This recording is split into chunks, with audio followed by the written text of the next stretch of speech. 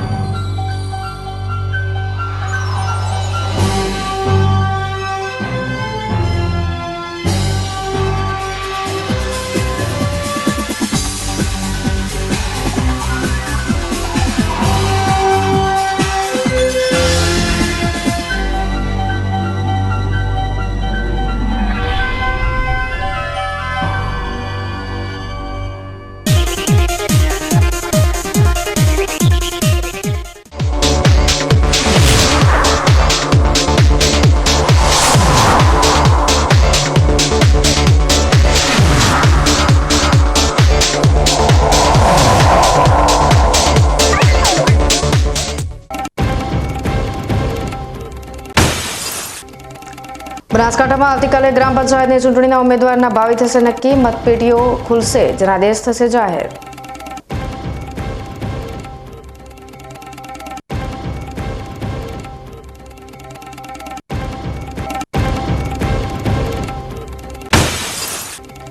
જસરા હત્યા કેસના આરોપીઓનું ઘટના સ્થળે કરાયું રિકન્સ્ટ્રક્શન, આરોપીઓના આવતીકાલે થશે રિમાન્ડ પૂર્ણ।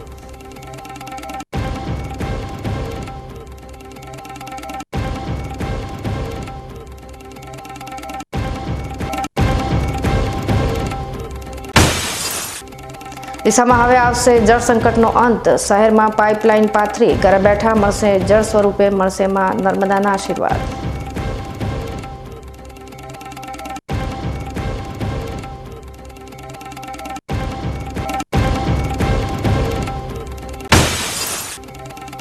અને ડીસાના સાગરે માતાના સહારે સર કર્યો સફળતાનો સાગર, સ્કેટિંગમાં સમગ્ર ભારતભરમાં ગજવ્યું નામ।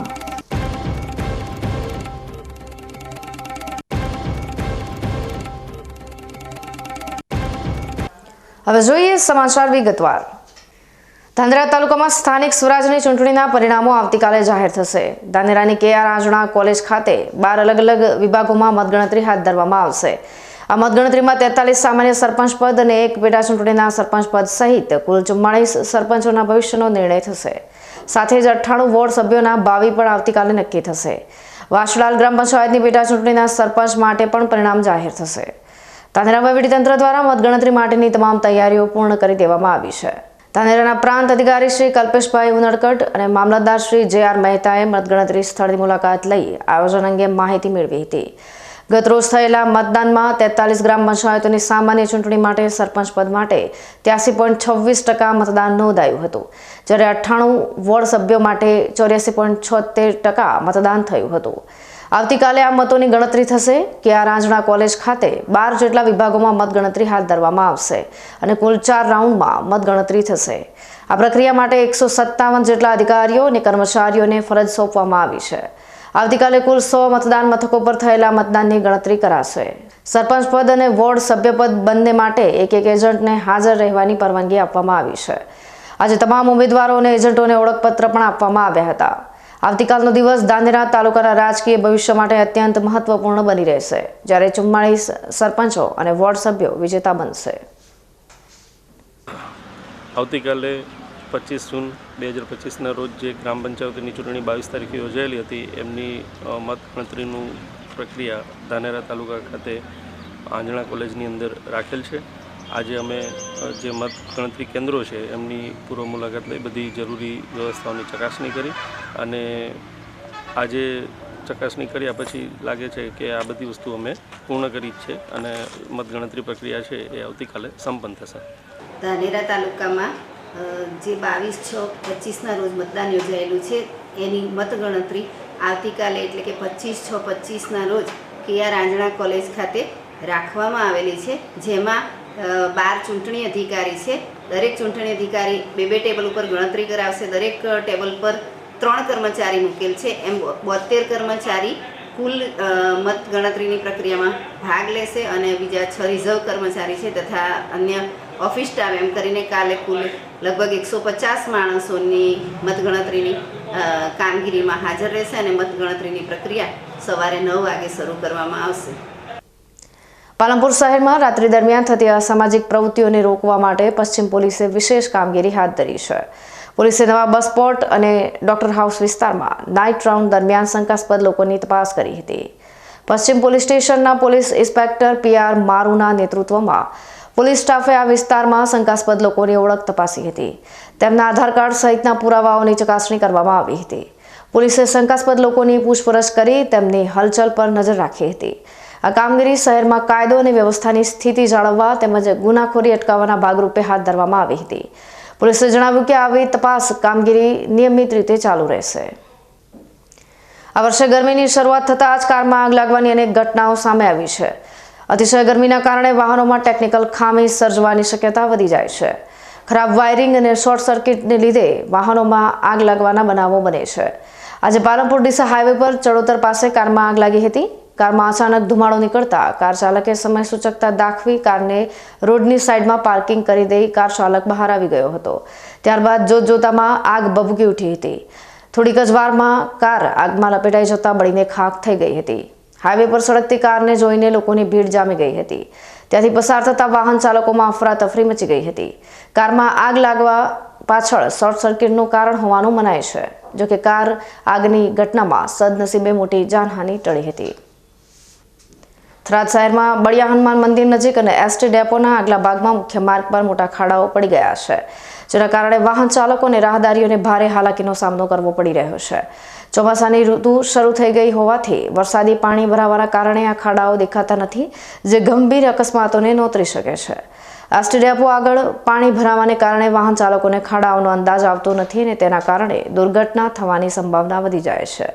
આ પરિસ્થિતિને કારણે સ્થાનિક વાહન ચાલકો અને વેપારીઓમાં નગરપાલિકા તંત્ર સામે રોષ જોવા મળી રહ્યો છે. તેઓ નગરપાલિકા દ્વારા ખાડાઓનું સત્વરે સમારકામ કરવામાં આવે તેવી માંગ કરી રહ્યા છે. હવે જોવું એ રહ્યું કે થરાદ નગરપાલિકા તંત્ર દ્વારા બળિયા હનુમાન મંદિર પાસે અને ST ડેપો સહિતના વિસ્તારોમાં રોડ પર પડેલા ખાડાઓનું સમારકામ ક્યારે હાથ ધરવામાં આવશે અને લોકોને આ મુશ્કેલીમાંથી ક્યારે મુક્તિ મળશે. થરાદમાં 66 kV વીજ કંપનીના કમ્પાઉન્ડમાં ભૂગર્ભ ગટરનું ગંદુ પાણી ભરાઈ જતા વીજકર્મીઓને જીવના જોખમે કામગીરી કરવી પડી રહી છે. ચોમાસાની ઋતુમાં પરિસ્થિતિ વધુ ગંભીર બની છે, કારણ કે પાણી ભરાવાના કારણે ડીપી અને ફીડરોની અને વીજપોલ નીચે પાણી ભરાઈ જાય છે. લાઇટનો પ્રોબ્લેમ થાય ત્યારે આ દૂષિત પાણી વચ્ચે રિપેરિંગ કરવું UGVCLના કર્મચારીઓ માટે અત્યંત જોખમી સાબિત થઈ શકે છે.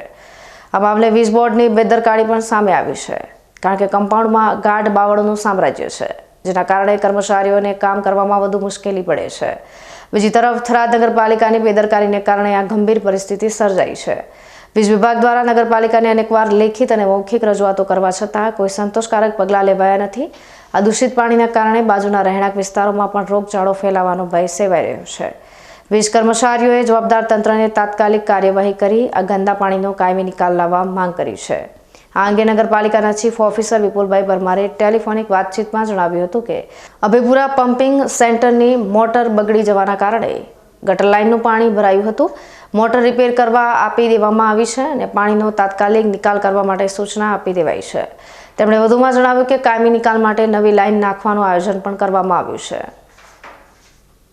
UGVCL કચેરીની આજુબાજુ આવતી ગટર લાઇન નગરપાલિકાની ગટર લાઇનમાંથી સતત રાત ને દિવસ પાણી ઉભરાઈને તમામ પાણી તળાવની જેમ સબસ્ટેશનના ફીડરો કેબલો ઉપર ભરાઈ રહેલ છે.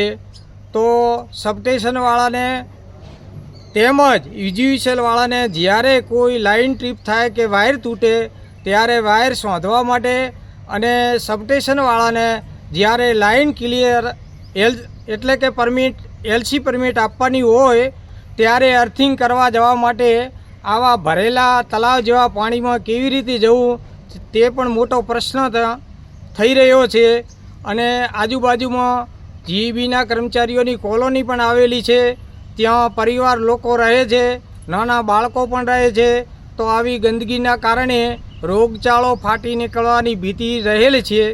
તો આપ સર્વે સાહેબોને નર્મ વિનંતી છે કે આનો યોગ્ય ઉકેલ કરે તેના માટે અમારી બે હાથ જોડીને વિનંતી છે. વાવ તાલુકાના ઢીમા ગામે આવેલા મિની દ્વારકા તરીકે ઓળખાતા સુપ્રસિદ્ધ ધરણીધર ભગવાનના મંદિરને જોડતો મુખ્ય માર્ગ છેલ્લા ઘણા સમયથી અત્યંત બિસ્માર હાલતમાં છે. આ રોડ પર ઠેર ઠેર મોટા ખાડા પડી ગયા છે, જેના કારણે અનેક અકસ્માતો સર્જાયા છે અને કેટલાક પરિવારોએ પોતાના સ્વજનો ગુમાવ્યા છે.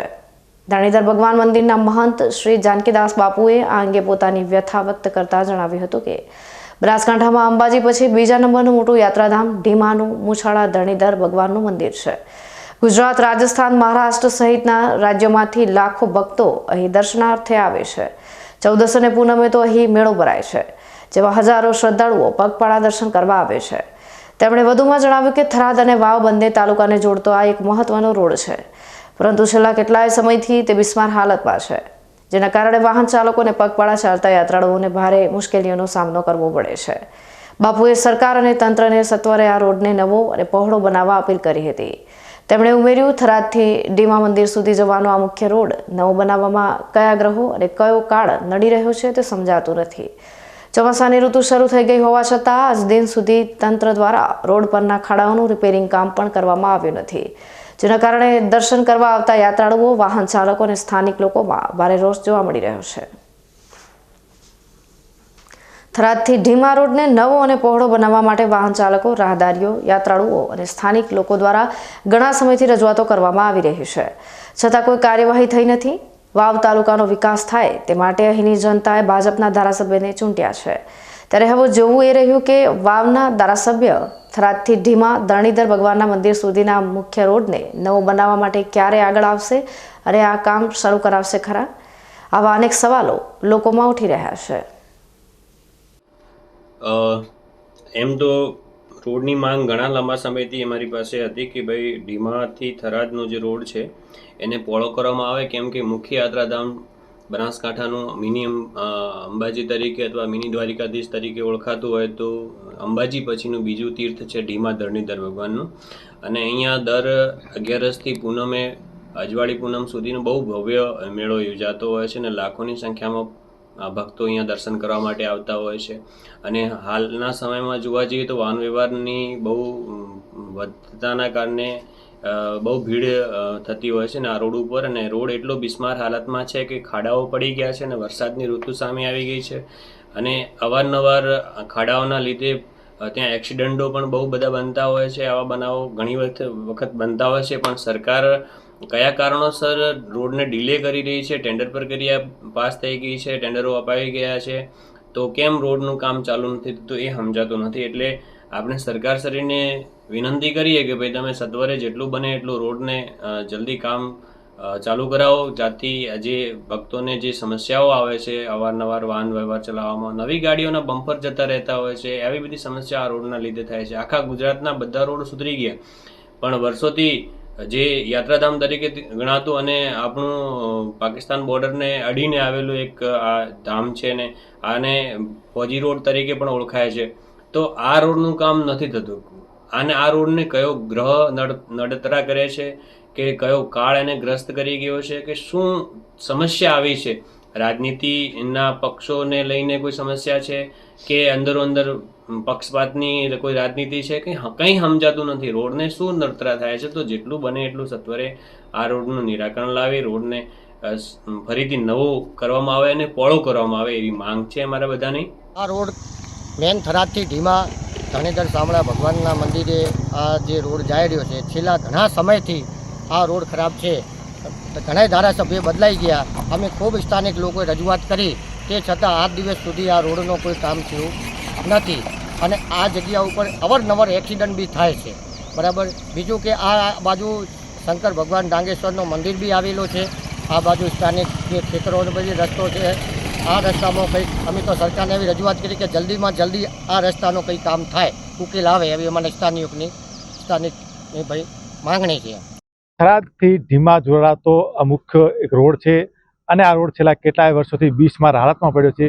અનેક વાર તંત્રના લોકોએ રજૂઆત તો કરી છે, પરંતુ કોઈ પણ તંત્ર આ રોડને બનાવવા માટે ધ્યાન દોરતું નથી. આપણે ત્યાં તમે દ્રશ્યો બતાવવાનો પ્રયત્ન કરી, આપ જોઈ શકો તો વાહન ચાલે છે અને બિસ્માર હાલતની અંદર રોડ છે. એટલી બધી હદિયા રોડ જે ખરાબ છે કે જેની કોઈ વાત ન કરાય. આના માટે અનેક વાર લોકોએ રજૂઆતો કરી છે. આ જે રોડ છે એ થરાદથી ઢીમા જતો એટલે ઢીમા ધણીધર ભગવાનનું મંદિર આવેલું છે અને આ જે મંદિર ધણીધર ભગવાન છે એ અંબાજી મિની અંબાજી ગણાતું અને મિની દ્વારિકા ગણાતું આ ધણીધર ભગવાનનું મંદિર છે જે વાવ તાલુકાના ઢીમા ગામે આવેલું સાંભળ્યા ધણીધર ભગવાનનું મંદિર છે અને આ મંદિરે હજારો લોકો પગપાળા યાત્રાએ આ રોડ ઉપરથી ચાલતા હોય છે અને હજારો વાહન ચાલકો ચાલતા હોય અને દર પૂનમે ભગવાનનો મેળો ભરાય છે એટલે પૂનમ અને 14 લોકો ચાલતા પગપાળા યાત્રા કરવા જાય છે અને યાત્રાળુઓને ચાલવામાં અને વાહન ચાલકોને ચાલવામાં ભારે મુશ્કેલી પડે છે ત્યારે લોકોની એ માંગ છે કે આ રોડને સત્વારે નવો બનાવે અને ડબલ રોડ બનાવીને મોટો રોડ બનાવે એ માંગ કરે છે. હવે જોવાનું એ રહ્યું છે કે તંત્ર દ્વારા આ રોડને ક્યારે નવો બનાવવામાં આવશે. આદિ રાજપૂત, બીકે ન્યૂઝ, થરાદ. હવે સમય થયો છે વિરામનો. વિરામ બાદ જોઈશું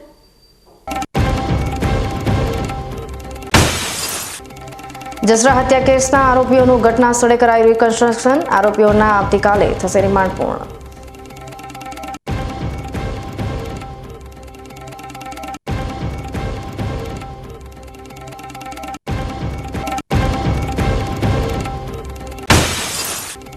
ડીસામાં હવે આવશે જળ સંકટનો અંત. શહેરમાં પાઇપલાઇન પાથરી ઘરે બેઠા મળશે જળ સ્વરૂપે મળશે માં નર્મદાના આશીર્વાદ.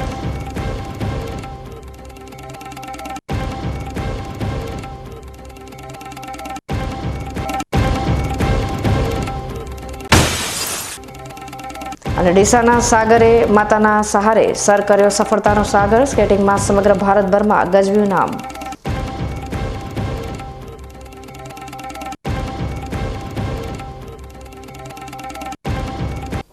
તો જોતા રહો બીકે ન્યૂઝ ચેનલ.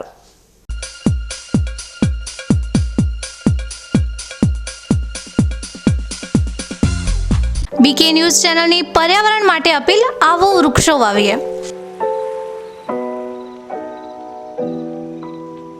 મિત્રો, ઉનાળાની આ કાળઝાળ ગરમીમાં આપણે સૌ ત્રાહિમામ પોખરી ઉઠ્યા છીએ.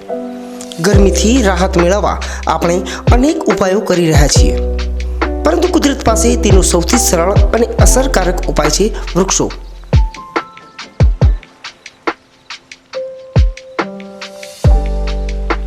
બીકે ન્યૂઝ ચેનલ આપને નર્મ અપીલ કરે છે કે ચાલો આ ઉનાળામાં આપણે સૌ સાથે મળીને વૃક્ષો વાવીએ. વૃક્ષો માત્ર આપણને શીતળ છાયો જ નથી આપતા, પરંતુ તે પર્યાવરણને સ્વચ્છ રાખવામાં, વરસાદ લાવવામાં અને પૃથ્વીને હરિયાળી બનાવવામાં પણ મદદરૂપ થાય છે.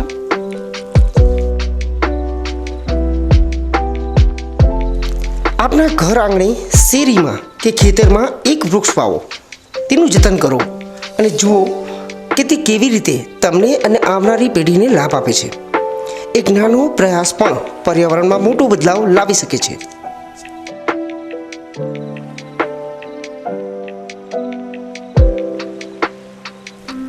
આવો બીકે ન્યૂઝ ચેનલ સાથે જોડાઈએ અને વૃક્ષો વાવીને આપણા ભવિષ્યને સુરક્ષિત કરીએ. પર્યાવરણ બચાવો, જીવન બચાવો.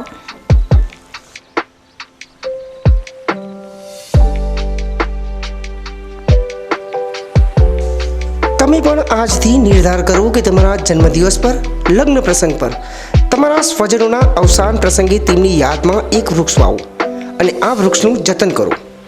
બીકે ન્યૂઝ ચેનલ પણ લોકોને વધુને વધુ વૃક્ષોનું વાવેતર કરવાની પ્રેરણા માટે તમારા દ્વારા વાવવામાં આવેલા વૃક્ષોને સમાચારમાં સ્થાન આપશે.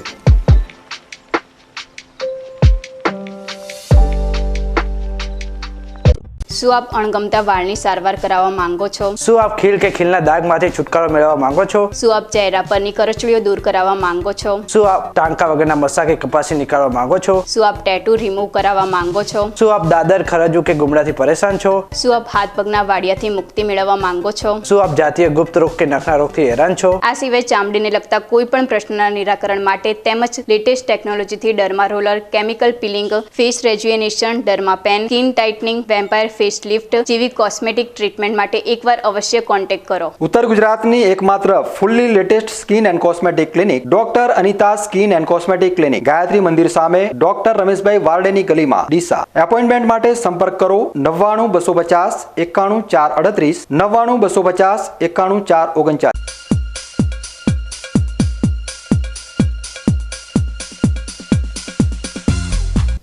વિરામ બાદ આપનું સ્વાગત છે વધુ સમાચારોમાં. બનાસકાંઠા જિલ્લાના લાખણી તાલુકાના જસરા ગામે ગુજરાત પોલીસની સ્ટેટ મોનિટરિંગ સેલમાં ફરજ બજાવતા પોલીસ ઇન્સ્પેક્ટર એવી પટેલના માતા પિતાની હત્યા કેસમાં પોલીસે ધરપકડ કરેલા 4 આરોપીઓનું આજે ઘટના સ્થળે રિકન્સ્ટ્રક્શન કરવામાં આવ્યું હતું. પોલીસે રિમાન્ડ દરમિયાન તમામ મુદ્દામાલ કબજે કરી તેમજ કેસ સંબંધિત જરૂરી દસ્તાવેજી પુરાવા પણ એકત્રિત કરી લીધા છે. આજે પોલીસ બંદોબસ્ત સાથે આરોપીઓને જસરા ખાતે ઘટના સ્થળે લઈ જવામાં આવ્યા હતા. તપાસ અધિકારી અને પંચોની ઉપસ્થિતિમાં વિડીયોગ્રાફી સાથે સમગ્ર ઘટનાને કેવી રીતે અંજામ આપવામાં આવ્યો, કોની કઈ ભૂમિકા રહી સહિતની વિગતોની આરોપીઓને સાથે રાખી પોલીસે તપાસ કરી હતી અને ઘટનાનું રિકન્સ્ટ્રક્શન કર્યું હતું. આ કેસમાં ધરપકડ કરાયેલા 4 આરોપીઓ સુરેશ શામળાભાઈ ચૌધરી, શામળભાઈ રૂપાભાઈ ચૌધરી, ઉમાભાઈ ચેલાભાઈ ચૌધરી અને દિલીપજી મફાજી ઠાકોરના રિમાન્ડ આવતીકાલે 25મી જૂનના રોજ પૂર્ણ થઈ રહ્યા છે. તેમને આવતીકાલે લાખણી કોર્ટમાં રજૂ કરવામાં આવશે. તપાસ અધિકારી એએસપી સુમન નાણાએ જણાવ્યું હતું કે 4 આરોપીઓના રિમાન્ડ દરમિયાન પોલીસે કેસ સંબંધિત મહત્વના પુરાવા અને 100% મુદ્દામાલ રિકવર કરી લીધો છે. આજે આરોપીઓને ઘટના સ્થળે લઈ જવાયા હતા. આવતીકાલે ફરીથી તેમને કોર્ટમાં રજૂ કરવામાં આવશે. जसरा डबल मर्डर जो हुआ है वहाँ पे हमने 4 आरोपियों को अरेस्ट कर लिया था. उसके बाद हमने कोर्ट में प्रोड्यूस किया था और 25 तारीख यानी कल तक की पुलिस रिमांड हमको दी गई है. इन दिनों के अंदर हमने जो है एविडेंसेस जितने हमको कलेक्ट करने थे वो हमने कलेक्ट कर लिए हैं और 100% रिकवरी जो मुद्दा माल लिया था इन लोगों ने वो भी हमने पूरा रिकवर कर लिया है. और इसके बाद जो है आज हमने पूरा रिकन्स्ट्रक्शन पंचनामा भी हमारा कंप्लीट हो गया और कल हम उनको कोर्ट में वापस प्रोड्यूस करने वाले हैं. अभी ये 4 ही आरोपी है कि कोई नए आरोपी? अभी 4 आरोपी. રાજ્યભરમાં અષાઢી બીજના પાવન પર્વ નિમિત્તે ભગવાન જગન્નાથની રથયાત્રા નીકળતી હોય છે અને તે પૂર્વે ભગવાનનું મામેરું ભરવાની પરંપરા છે. આ વર્ષે થરાદમાં આવેલ આદેશ મંદિર ખાતે ભગવાન જગન્નાથનું મામેરું થરાદ તાલુકાના નાઈ સમાજ દ્વારા ભક્તિભાવપૂર્વક ભરવામાં આવ્યું હતું. આ ભવ્ય મામેરા પ્રસંગે નાઈ સમાજના આગેવાનો તેમજ શ્રીરામ સેવા સમિતિ થરાદના સભ્યો મોટી સંખ્યામાં ઉપસ્થિત રહ્યા હતા. આ ઉપરાંત આ કાર્યક્રમમાં રાજ્યના રાજકીય અગ્રણીઓ પણ હાજર રહ્યા હતા.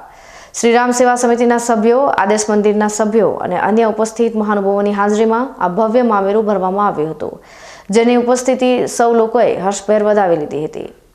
થરાદ ખાતે પણ આગામી અષાઢી બીજના દિવસે ભગવાન જગન્નાથની રથયાત્રા નીકળવાની તૈયારીઓ ચાલી રહી છે. મામેરા પૂર્વે રામ સેવા સમિતિ દ્વારા ભગવાન જગન્નાથજીના બહેન સુભદ્રાજી તથા ભાઈ બળદેવજી ભગવાનને મામાના ઘરે એટલે કે આદેશ મંદિરે મોસળમાં મૂકવામાં આવ્યા હતા. ત્યારબાદ નાઈ સમાજ દ્વારા ભગવાન જગન્નાથજીનું મામેરું ભરવાની પરંપરા નિભાવવામાં આવી. આ પ્રસંગે આગામી વર્ષે થરાદ તાલુકા ઠાકોર સમાજ દ્વારા ભગવાન જગન્નાથનું મામેરું ભરવામાં આવશે તેવી જાહેરાત પણ કરવામાં આવી હતી. આ ભવ્ય આયોજન થરાદમાં ધાર્મિક અને સામાજિક એકતાનું ઉત્તમ ઉદાહરણ પૂરું પાડે છે. બનાસકાંઠા જિલ્લાના સરહદી વિસ્તારોમાં હજુ પણ શિક્ષણનો અભાવ જોવા મળી રહ્યો છે, જેનો જીવંત દાખલો સોયગામ તાલુકાના ઊંચોસણ ગામે યોજાયેલી સરપંચની ચૂંટણીમાં જોવા મળ્યો. મતદાન દરમિયાન મતદારો દ્વારા બેલેટ પેપર પરના ઉમેદવારોના નિશાનને બદલે મતદાન કુટીરના ટેબલ ઉપર જ સિક્કાઓ મારી દેવામાં આવ્યા હતા. આ ઘટના કોઈ એક વોર્ડ પૂરતી સીમિત ન રહેતા તમામ વોર્ડના ટેબલો પર આવી જ પરિસ્થિતિ જોવા મળી હતી. આ સ્પષ્ટપણે દર્શાવે છે કે આ સરહદી વિસ્તારોમાં મતદાન પ્રત્યે જાગૃતિ અને શૈક્ષણિક સ્તરમાં હજુ પણ સુધારાની તાતી જરૂર છે. મતદારોને બેલેટ પેપર પર યોગ્ય જગ્યાએ મહોર ક્યાં મારવી તેની જાણકારી ન હોવાથી મતદાન પ્રક્રિયામાં ગંભીર ભૂલો થઈ હતી. આ દર્શાવે છે કે સરકારી યોજનાઓ અને મતદાન જાગૃતિ કાર્યક્રમો હજુ પણ આ અંતરિયાળ વિસ્તારો સુધી પૂરતા પ્રમાણમાં પહોંચી શક્યા નથી. આ ઘટના બાદ સ્થાનિક લોકોમાં એવી પ્રબળ માંગ ઉઠી છે કે સરહદી વિસ્તારોમાં સરકાર દ્વારા શિક્ષણ સંબંધિત સુવિધાઓ વધારવામાં આવે.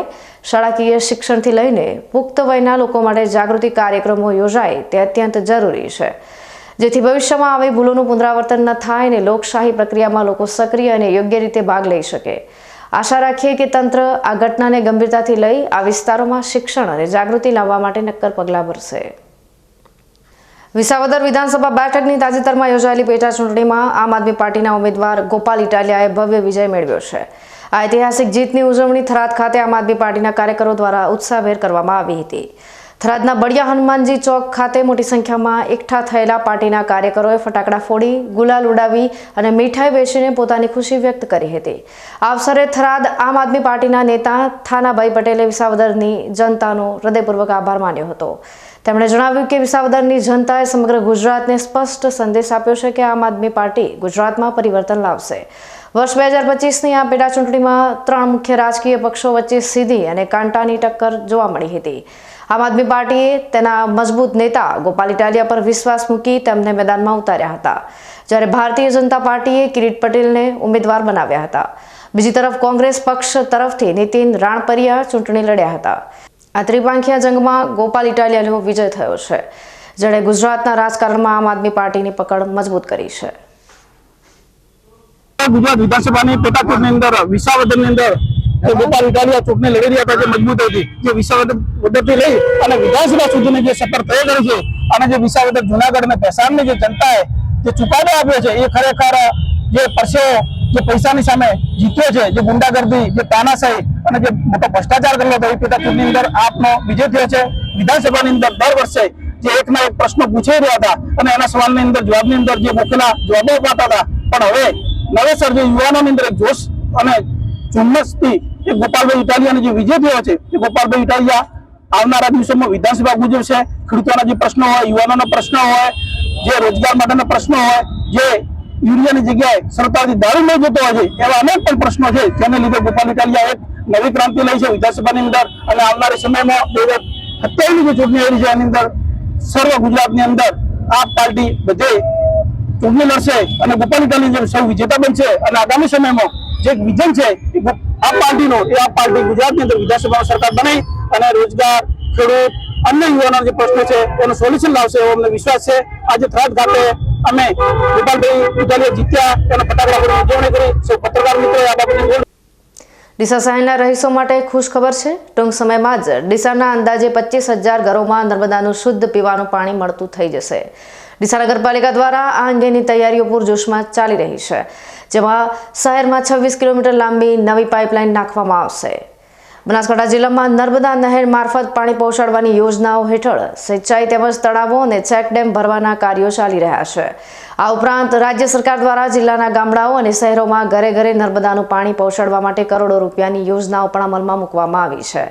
આ યોજનાઓ અંતર્ગત જિલ્લાના અનેક ગામડાઓમાં પહેલેથી જ નર્મદાનું પાણી પહોંચી ચૂક્યું છે. ડીસાના ધારાસભ્ય પ્રવીણ માણીના પ્રયાસોથી ગુજરાત અર્બન ડેવલપમેન્ટ કોર્પોરેશન દ્વારા નર્મદા કેનાલ આધારિત પાણી પુરવઠા યોજના હેઠળ ડીસા શહેરને પાણી પૂરું પાડવાની મંજૂરી મળી છે. આખોલ ખાતેના સંપથી કાંટ ગામ પાસેના રિફાઇન આરઓ પ્લાન્ટ સુધીની પાઇપલાઇનનું કામ લગભગ પૂર્ણ થવા આવ્યું છે. કાંટ ગામથી શુદ્ધ થયેલું પાણી ડીસા શહેરમાં પહોંચાડવા માટે હવે પાઇપલાઇન નાખવાનું કામ ટૂંક સમયમાં શરૂ થશે. આ પાઇપલાઇન હાલ ડીસા એરપોર્ટ સુધી પહોંચી ગઈ છે અને આગામી 2 દિવસમાં શહેરના 26 કિલોમીટરના વિસ્તારમાં પાઇપલાઇન નાખવાનું કાર્ય શરૂ થઈ જશે. આ યોજનાથી નગરપાલિકાને વાર્ષિક લાઇટ બિલ અને મેન્ટેનન્સ ખર્ચમાં કરોડો રૂપિયાની બચત થશે અને ડીસાના નાગરિકોને ઘરે બેઠા જ નર્મદા મૈયાના દર્શન થશે. જોકે આ પાઇપલાઇન શહેરના મુખ્ય માર્ગો પર નાખવામાં આવનાર હોવાથી આગામી 4 મહિના સુધી શહેરીજનોને અવરજવરમાં થોડી અગવડનો સામનો કરવો પડી શકે છે, પરંતુ 4 મહિના બાદ શહેરને પીવાના પાણીની સમસ્યામાંથી સંપૂર્ણપણે મુક્તિ મળશે. ડીસાના ધારાસભ્ય પ્રવીણ માણીના સતત પ્રયાસો બાદ આખરે ડીસાના નાગરિકોની પાણીની સમસ્યાનો અંત આવશે. હવે ફરી સમય થયો છે વિરામનો. વિરામ બાદ જોઈશું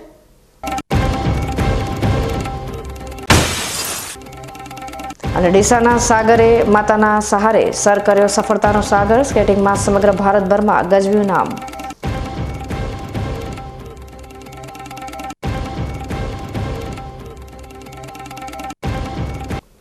તો જોતા રહો બીકે ન્યૂઝ ચેનલ.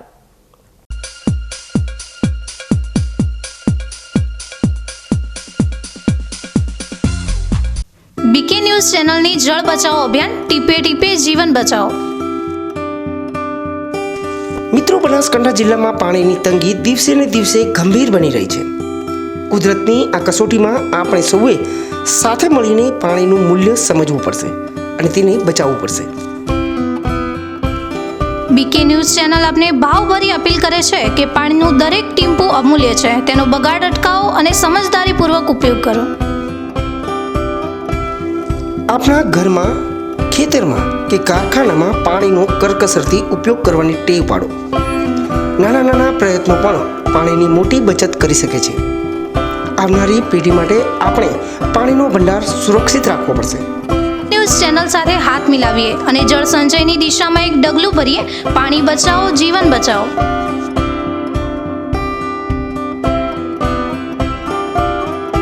તમને ખબર છે તમારી દીકરી દીકરા માટે તમે સુપર ફાધર કે સુપર મધર છો. તમારું બાળક તમારી આંખોથી જ સમગ્ર વિશ્વને જોતું હોય છે. પરંતુ જો તમને હૃદયરોગનો હુમલો આવે તો ત્યારે તમારા બાળક ઉપર શું વીતશે? ત્યારે તમારી સેવામાં હાજર છે આધુનિક સુવિધા સાથે બનાસ હાર્ટ હોસ્પિટલ, અને તેમાં પણ આયુષ્યમાન કાર્ડમાં સારવાર તદ્દન મફત. આયુષ્યમાન કાર્ડની સુવિધા ઉપલબ્ધ. ઉત્તર ગુજરાતની પ્રથમ અતિ આધુનિક હાર્ટ હોસ્પિટલ. પારિવારિક સ્ટાફની સેવા એવી કે ઘરના માહોલની પણ ગરજ સારે. 24 કલાક હૃદયની સારવાર ઉપલબ્ધ. હોસ્પિટલનું પૂરું સરનામું.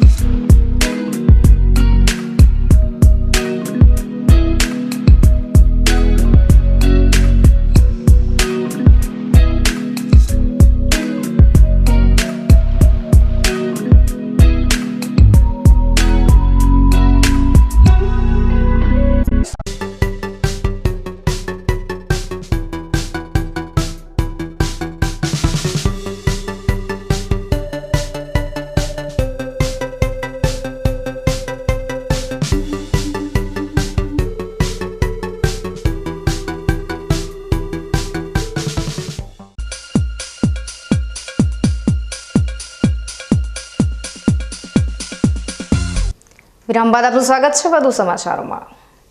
દરેક સફળતા પાછળ કોઈ સ્ત્રી જવાબદાર હોય છે, પછી તે પત્ની હોય, બહેન હોય, મિત્ર હોય કે માં. ડીસાના સાગર નામના યુવાનમાં પણ સાગર જેટલી પ્રતિભા છુપાયેલી છે, અને આ પ્રતિભા બહાર લાવવામાં તેની માતા મદદરૂપ બની. નાની ઉંમરમાં પતિનો સાથ ગુમાવ્યા બાદ પણ સાગરની માતા ભાવનાબેને સાગરના ઉછેર માટે કોઈ કસર બાકી રાખી નથી, અને આજે સાગર સમગ્ર ભારતમાં સ્કેટિંગમાં પ્રથમ ક્રમાંક મેળવીને ન માત્ર તેની માતાનું ગૌરવ વધાર્યું છે, પરંતુ સાથે સાથે ડીસા અને સમગ્ર ગુજરાતનું ગૌરવ વધાર્યું છે. નામ સાગર જયંતિલાલ પઢિયાર. ડીસાના આ યુવાનની છાતી પર લાગેલા મેડલ તેની સફળતાની ગવાહી આપી રહ્યા છે. નાની ઉંમરમાં પિતાની છત્રછાયા ગુમાવનાર સાગરનું પાલન પોષણ તેની માતાએ કર્યું છે. સાગરની ઉંમર માત્ર 12 વર્ષની હતી અને તેના પિતાનું અવસાન થઈ ગયું હતું. નાની ઉંમરમાં પિતાની છત્રછાયા ગુમાવનાર સાગરના ઉછેર માટે તેની માતા ભાવનાબેન દ્વારા કોઈ જ કસર બાકી રાખવામાં આવી નહીં, અને સાગરની સાથે સાથે તેના નાના ભાઈનો પણ ઉછેર કરતી રહી. સાગરને બાળપણથી જ સ્કેટિંગનો શોખ હતો, અને ડીસા જેવા નાના શહેરમાં સ્કેટિંગ જેવી અર્બન રમત માટે વિકલ્પો ખૂબ જ ઓછા હોય છે. તેમ છતાં સાગરે આટલી પ્રતિકૂળતા વચ્ચે પણ સ્કેટિંગની રમતમાં પરસેવો પાડ્યો, અને તે દરમિયાન તેની સાથે ઢાળની જેમ તેની માતા પણ સતત જોડે ઊભી રહી. જોતજોતામાં સાગર મોટો થયો અને વર્ષ 2015માં ડીસા સ્પોર્ટ્સ ક્લબમાં સ્કેટિંગ કોચ તરીકે જોડાયો. અત્યારે સાગર સ્ટેટ બેંક ઓફ ઇન્ડિયામાં નોકરી કરે છે અને પોતાના પરિવારને આર્થિક મદદરૂપ બની રહ્યો છે. સાગર પરિવારને આર્થિક રીતે મદદરૂપ થવાની સાથે સાથે સ્કેટિંગમાં પણ ખૂબ જ આગળ વધી રહ્યો છે.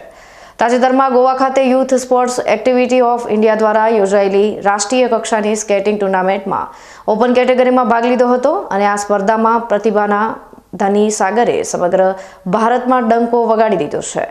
આ ટુર્નામેન્ટની ઓપન કેટેગરીમાં ભારતના મોટા મોટા શહેરોમાંથી 87 જેટલા સ્પર્ધકોએ ભાગ લીધો હતો, પરંતુ સ્કેટિંગની પોતાનું જનૂન માની રહેલા સાગરે આ તમામ સ્પર્ધકોને પછાડીને પ્રથમ સ્થાન મેળવ્યું છે. નાની ઉંમરમાં પોતાના પિતાની છત્રછાયા ગુમાવ્યા બાદ સાગરે કેટલો સંઘર્ષ કરીને આ સ્થાન હાંસલ કર્યું છે તે વીકે ન્યૂઝ ચેનલ સાથેની મુલાકાતમાં જણાવ્યું હતું. મને બાળપણથી સ્કેટિંગનો શોખ હતો. એમાં હું 8મા ધોરણમાં સ્ટડી કરતો હતો ત્યારે મારા ફાધરની ડેથ થઈ ગઈ હતી. ત્યારથી લઈને હવે સુધી મને મારા મધરે સાચવ્યો છે અને સાથ સહકાર આપ્યો છે, અને બધી રીતે સપોર્ટ મારા મધરે કર્યો છે, અને નાની જોડે સપોર્ટિવ બન્યા છે મને. અને બચપનથી મારું એક જ સપનું હતું કે આપણે સ્કેટિંગમાં આગળ જવું છે, હું અને મારા જે સ્ટુડન્ટ છે એની સાથે. અને મારું સૌથી પહેલું ડ્રીમ હતું કે હું સૌથી પહેલાં હું સ્કેટિંગ કોચ બનું. એમાં સ્કેટિંગ કોચ તરીકે હું ડીસા સ્પોર્ટ્સ ક્લબમાં 2015માં હું સ્કેટિંગ કોચ તરીકે હું રહ્યો. ત્યારથી લઈને હવે એટલે ટીલ ડેટ 2015 to 2025 સુધી હું ટીલ ડેટ સુધી હું ડીસા સ્પોર્ટ્સ ક્લબમાં કોચિંગ કરાવું છું છેલ્લા 10-11 વર્ષથી. એમાં અલગ અલગ ટુર્નામેન્ટો પણ હું મારી જાતે કરું છું. ડીસા સ્પોર્ટ ક્લબમાં હું મારી રીતે નોર્થ ગુજરાતમાં દર વર્ષે હું ટુર્નામેન્ટ કરું છું. છેલ્લા 4 વર્ષથી હું નોર્થ ગુજરાત ટુર્નામેન્ટ કરું છું. એમાં 300 ઉપર છોકરાઓ મારી જોડે સ્કેટિંગ શીખે છે. એ પણ છોકરાઓ આગળ જાય છે, છોકરા છોકરીઓ બધા. દર વર્ષે ખેલ મહાકુંભમાં મારા સ્ટુડન્ટો, મારા વિદ્યાર્થીઓ એ આગળ પહોંચે છે, સ્ટેટ સુધી, નેશનલ સુધી જાય છે. અને આ વખત પહેલી જ વખત આપણે છોકરાઓનું એક શું કહેવાય ઈચ્છા હતી અને સામેથી મારે ફોન પણ આવ્યો હતો નેપાળથી કે સાગરભાઈ તમે કે તમારા સ્ટુડન્ટો સાથે અહીંયા ગોવામાં ટુર્નામેન્ટ માટે આવો. ઓલ ઓવર ઇન્ડિયા, ભારતનો પૂરા ભારત તરફથી બધા છોકરાઓ આવ્યા હતા. એમાં નેપાળથી આવ્યા હતા, તમિલનાડુથી આવ્યા હતા, કેરલાથી આવ્યા હતા, આંધ્રપ્રદેશ, ઉત્તરાખંડ, બધી જગ્યાએ છોકરાઓ આવ્યા હતા. એની અંદર મેં અને મારા સ્ટુડન્ટોએ બધાએ પાર્ટિસિપેટ કર્યો અને હું ઓપન એજ ગ્રુપમાં સ્કેટિંગ કોડમાં ફર્સ્ટ નંબર આખા ભારતનું નામ રોશન કર્યું, મારા ડીસાનું. અને મારા આ બધું જે મને ટ્રોફી મળી છે, મને મેડલ મળ્યો છે, એ બધું ડેડિકેટ કરું છું મારા મધરને, ભાવનાબેન જયંતિલાલ ભડિયાને. એ મને બચપનથી લઈને હવે સુધી મને સાચવ્યો છે અને મને સપોર્ટિવ રીતે હજી સુધી પણ મને સપોર્ટ કરે છે અને લાઈફ ટાઈમ સપોર્ટ કરે જ છે મને. એટલે હું સૌથી પહેલાં મારા મધરને થેન્ક યુ કહું છું. અને હું મારા મધરને એમ પણ કહું છું કે થેન્ક યુ, હવે સુધી તમે મને અહીંયા સુધી લાવ્યો અને મને સ્કેટિંગમાં આપણે ભારતનું નામ રોશન કર્યું, ડીસાનું કર્યું, મારા મધરનું, નાના નાનીનું, ડીસાનું, બનાસકાંઠાનું, ઉત્તર ગુજરાતનું, ગુજરાતનું બધાનું નામ રોશન કર્યું છે. એટલે હું દિલથી આભાર માનું છું મારા મધરને અને આપણે શું કહેવાય જે લોકો મને સપોર્ટ કરીને મને આગળ વધારે છે બધાને. નાની ઉંમરમાં પતિનો સાથ ગુમાવનાર સાગરની માતા પણ આજે સાગરને મળેલી આ સિદ્ધિને લઈને ખુશ છે. પરંતુ આજે પણ ભાવનાબેન તેમનો ભૂતકાળ ભૂલ્યા નથી. પતિની છત્રછાયા ગુમાવ્યા બાદ સંતાનોનો ઉછેર કરવામાં જરા પણ કચાશ રાખી નથી. ત્યારે આજે તેમના બાળકોએ આ સિદ્ધિ પ્રાપ્ત કરતા ભાવનાબેન પણ ખુશી વ્યક્ત કરી રહ્યા છે. સાથે સાથે નાની ઉંમરમાં વિધવા થતી બહેનોને પણ હિંમત હારવાને બદલે પરિસ્થિતિનો સામનો કરવાની સલાહ આપી રહ્યા છે. હું નાની ઉંમરમાં મારા બંને બાળકો, એમના જે ફાધર હતા એ નાની ઉંમરમાં આજથી 14 વર્ષ પહેલાં એમને સાયલેન્ટ એટેકથી એ જતા રહેલ છે. નાની ઉંમરમાં મેં મારા છોકરાઓને સારું શિક્ષણ આપ્યું, એમને સારી રીતે મેં ઉછેર્યા. એમને જેટલા બી ખર્ચા કર્યા હોય એમાં મારા મમ્મી પપ્પાનો મને સપોર્ટ હતો. અને મારા છોકરા નાની ઉંમરમાંથી જ આ મારો સાગર જે છે એ છેલ્લા 10 વર્ષથી જોબ કરે છે, સાઈડમાં ભણે બી છે અને એ અત્યારે નેશનલમાં જીતીને આવી ગયો છે ગોવા. મને એના ઉપર એટલો ગર્વ છે કે મારા છોકરાઓ મારું નામ રાખ્યું છે. મેં મારા છોકરાઓને સારું શિક્ષણ આપી અને મોટા કર્યા છે.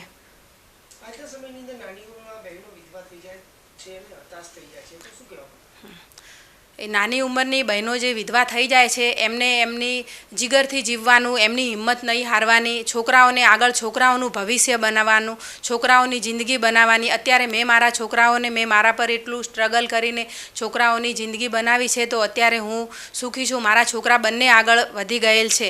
મારો સાગર નેશનલમાં જીતી ગયો છે ગોવામાં. મારો નાનો બાબો છે એ બેડમિન્ટનનો ચેમ્પિયન છે. મારો સાગર જે છે એ નાની ઉંમરથી જોબ કરી અને અમારું જે નાનો મોટો ખર્ચો એનો હોય એ એની જાતે નીકાળે છે. અને પ્લસ મારા મમ્મી પપ્પા બી મને બહુ સપોર્ટ કરી, ખર્ચામાં, બીજે છોકરાઓને ભણાવવામાં, બીજામાં બધી રીતે મદદ કરેલી છે મારા મમ્મી પપ્પાએ.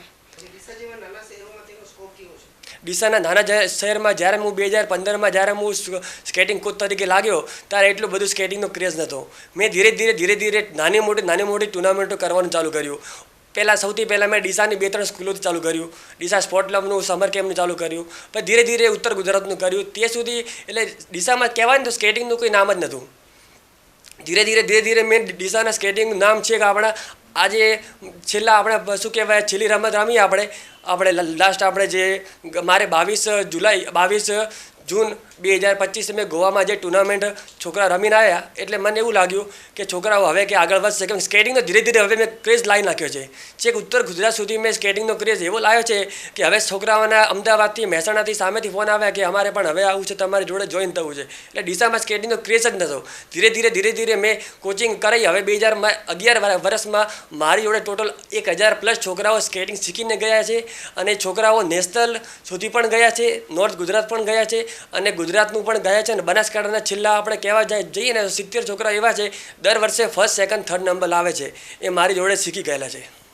ડીસા જેવા નાના શહેરમાં સ્કેટિંગ જેવી રમત ઓછી લોકપ્રિય હોય છે, પરંતુ સાગર જણાવી રહ્યો છે કે દિવસે ને દિવસે આ રમત લોકપ્રિય બની રહી છે. ન્યૂઝ બુલેટિન સમાપ્ત કરતા પહેલા હેડલાઇન્સ ફરી એકવાર.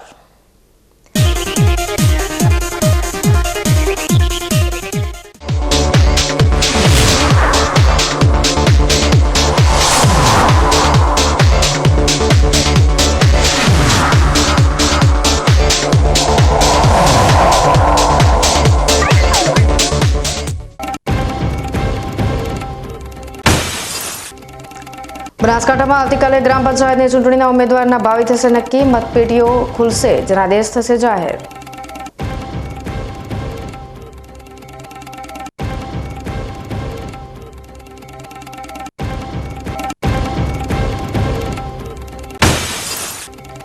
જસરા હત્યા કેસના આરોપીઓનું ઘટના સ્થળે કરાયું રિકન્સ્ટ્રક્શન. આરોપીઓના આવતીકાલે થશે રિમાન્ડ પૂર્ણ.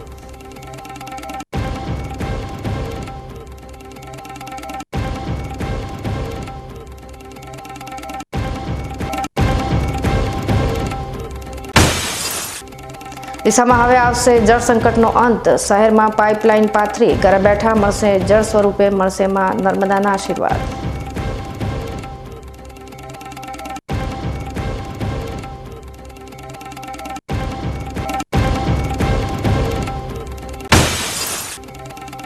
અને ડીસાના સાગરે માતાના સહારે સર કર્યો સફળતાનો સાગર. સ્કેટિંગમાં સમગ્ર ભારતભરમાં ગજવ્યું નામ.